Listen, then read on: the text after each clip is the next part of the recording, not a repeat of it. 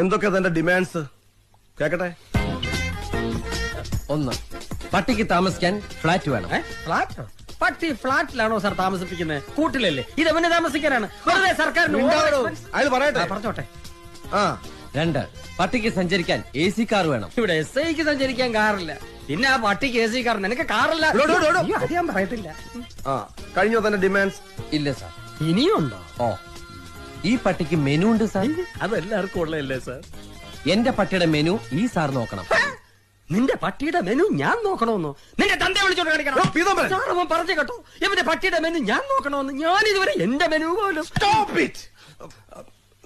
തന്റെ മെനു കാണട്ടെ. ഏ സാർ ഇത്രയ്ക്ക് ചീപ്പാണോ? ഇതാ സാർ, മുട്ട, ഹോർലിക്സ്, ചിക്കൻ, മിൽക്ക് രാവിലെ. ഇതാണല്ലേ മെനു? അപ്പൊ ഞാൻ ഉദ്ദേശിച്ച സാധനമല്ല.